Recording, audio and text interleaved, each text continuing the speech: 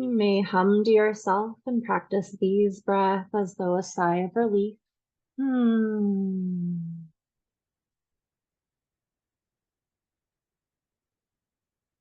Nice work.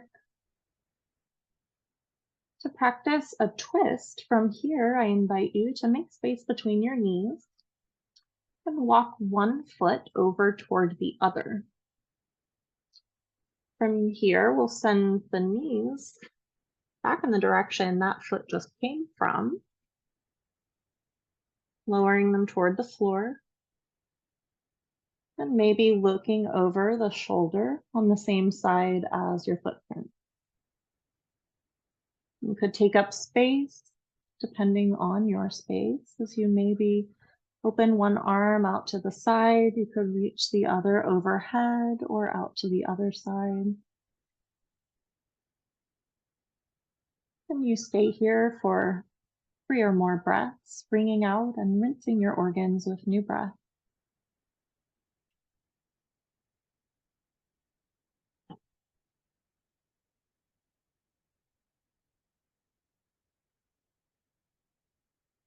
As you're ready to change sides, you're invited to lift your knees towards the sky, maybe re-grounding your hips and your footprints as you make space between your feet, perhaps finding neutral. Again, we'll walk the opposite foot now towards the other foot. And send the knees toward the other long edge of the mat. Maybe peeling the shoulder back in the same direction as the feet. We could look over that shoulder with the face, allowing one or both arms to extend, taking up space in any direction that feels good for your twist. Can you choose a breath that's soothing with your voice in this pose, a soft supine twist?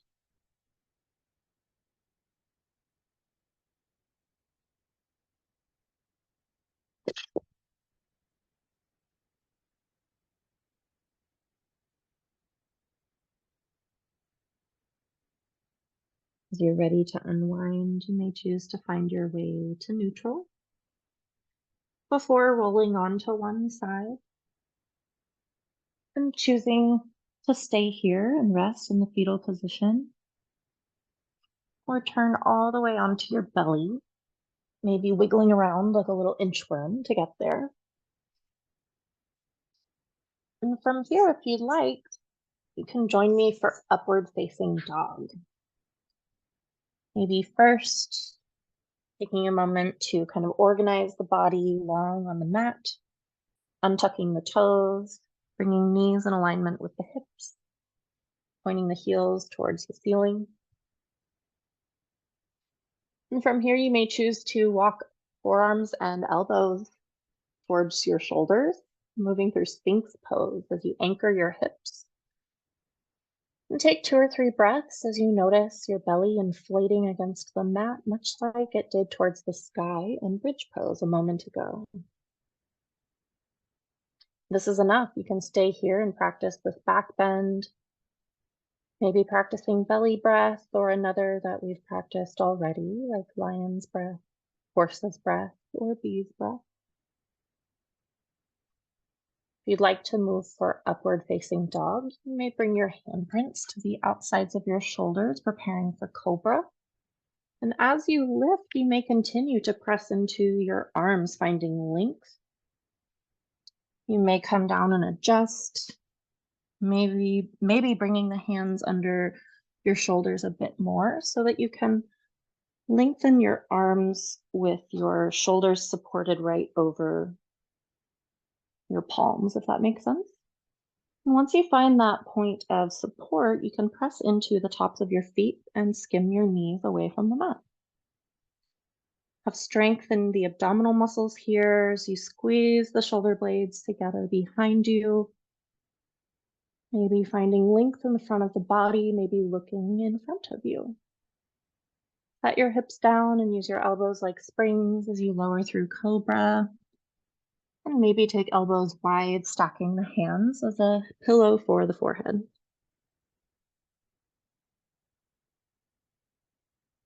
You may choose to take 3 long breaths here, deciding if you're finished or would like a few final movements for your hips today.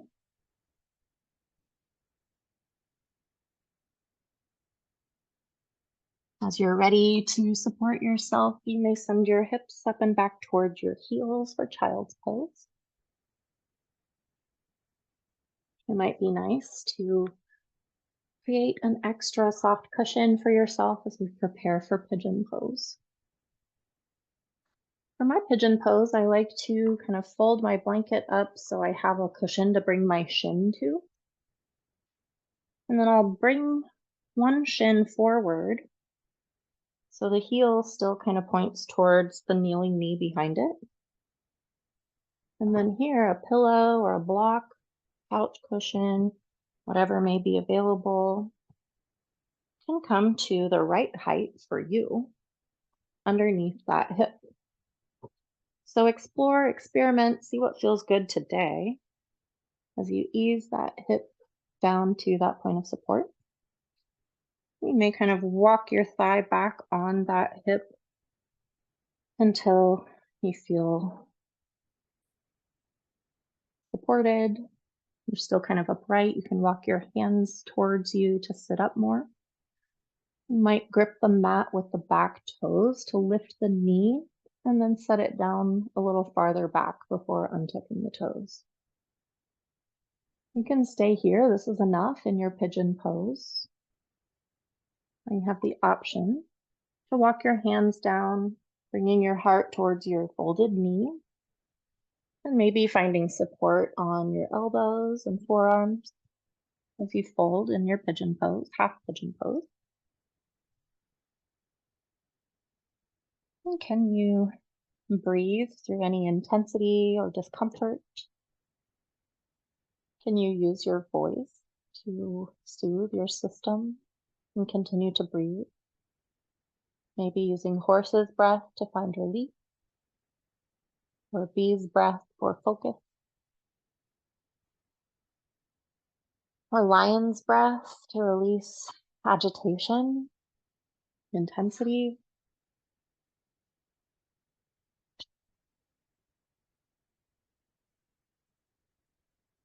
So take care of yourself as you're ready to come up and out, walking your hands towards yourself, finding support under your shoulders. And maybe tucking the back toes to lift that knee and walk it forward again as you roll onto the shin. And remove that support under your hip. We'll slide that knee back, finding tabletop, maybe making circles with the hips once or more.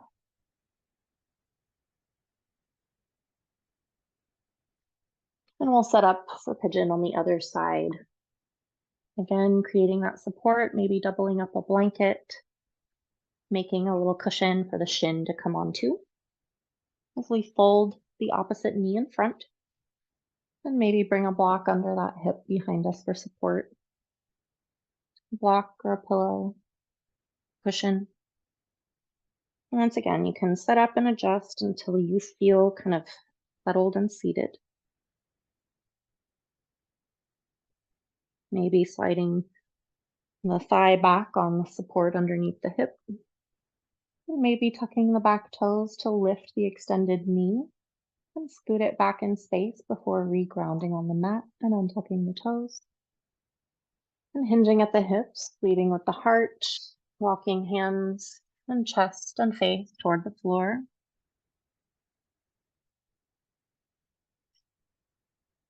Stay and breathe.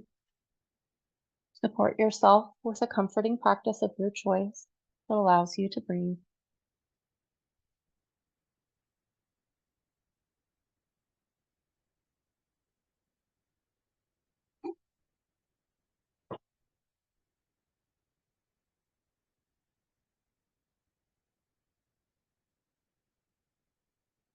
And when you feel complete, you're welcome to walk your handprints towards your lap, lengthening your arms and supporting your upper body. Tuck the back toes to lift the back knee and come forward onto the shin of your folded leg so you can remove your seat, remove your support. And from here, we'll come to lie on our backs again, preparing for waterfall. Support yourself on the way down.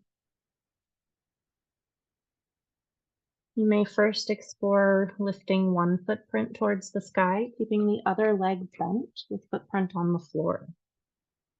Notice how this feels for the hip flexors today. And choose to offer yourself support, bringing the hands behind the thigh. If it feels like there's a lot of abdominal work here, you might choose to make circles with the foot or write your name in cursive. You may choose to add on the other foot or to maintain neutrality in your spine. It could be nice to first bring your foot to the floor before lifting the other footprint.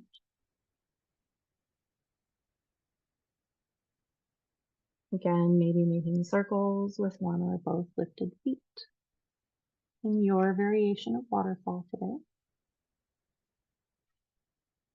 You might notice the lowering of the blood pressure, the slowing of the thoughts. And you still listen to the sound of your breath.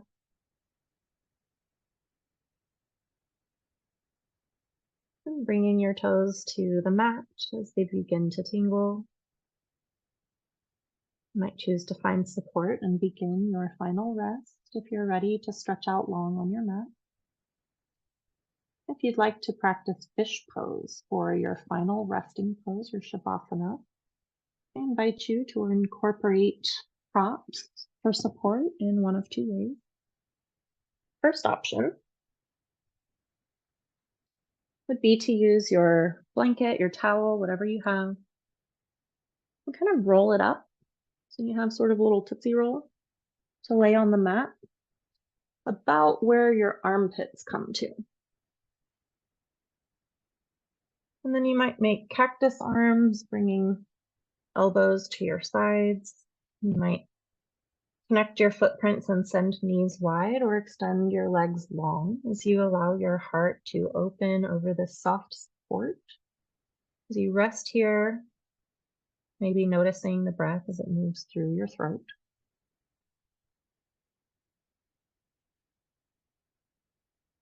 Option number 2. If you'd like a little more from this pose, a little more heart opening, a little more throat stretch, you can set your blanket aside. And if you have blocks available, you may choose to place one on its medium setting, long ways on your mat. I like to set the other one on its lowest or medium setting. It will become a pillow as we find the same pose. And just a pro tip, sometimes the edges of the block can feel kind of sharp as we roll our spine over the back for support. So if you have that blanket or towel, it might be nice to place it over your block for support and for softness. Be easy with yourself as you guide yourself down to your elbows and maybe place that block, the corner edge, kind of right behind the lowest ribs where they connect on your spine, if that makes sense. So this will kind of flare your low ribs up towards the ceiling as you roll up and back over your block. You might choose to support the weight of your head with a hand as you guide it towards the right height of your other block or pillow behind you. And again, you might choose to bring the soles of your feet together and take knees wide, maybe finding support with other props there. Or keep knees bent and choose to walk your footprints away any amount or finding straight legs as well. Arms might droop to your sides as elbows connect with the earth, allowing the chest and shoulders to spill over the sides of your block. Wherever you are, in fish pose or final rest, I invite you to notice your breath. You might swallow or clear your throat to soften the muscles around your larynx and airways. allowing the air to softly move through the throat and fill up the lungs. You might practice belly breathing, focusing on inflating the belly, allowing the diaphragm to unfold from under your lowest ribs.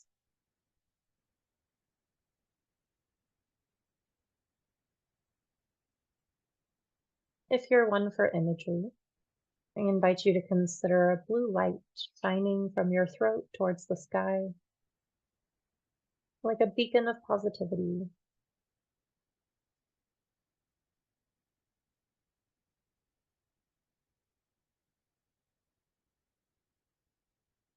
Communicating your light to all around with each breath, with each vibrating note to the tune of your voice.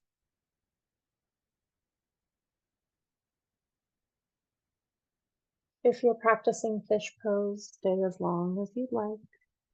When you're ready to come out, you may choose to walk your footprints towards your hips and roll your knees and body to one side, rolling off of your blanket or blocks. You may choose to come down to a flat spine for a few breaths.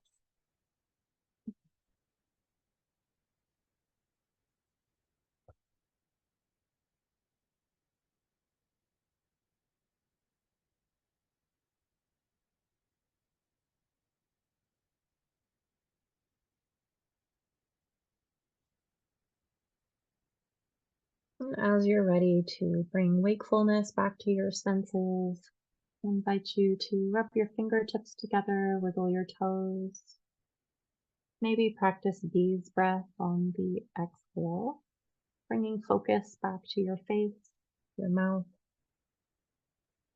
the parts of your body that are used during the day while we're awake and active and communicating. You may choose to stretch on your mat in any way that feels good, like a full body yawn after a nap. Choose to turn to one side, maybe making a pillow with one arm, resting in the fetal position, or any other pose of comfort.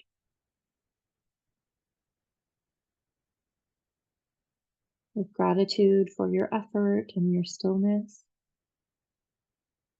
and readiness for whatever comes next, I invite you to press into the earth, find support as you grow tall and find a seat.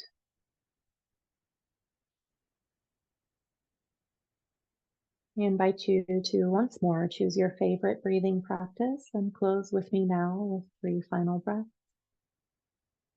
Horse's breath, bee's breath, or lion's breath. The big breath in, your choice. Focus on the exhale.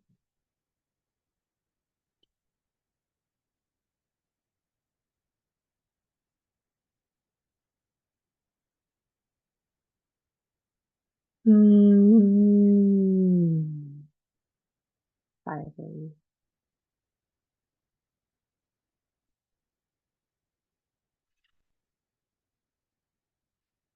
Letting all that stale air go. Close in any way that feels meaningful to you, whether bowing or offering a self hug or pat on the back. Thank you for being here with me. Reach out if I can support you.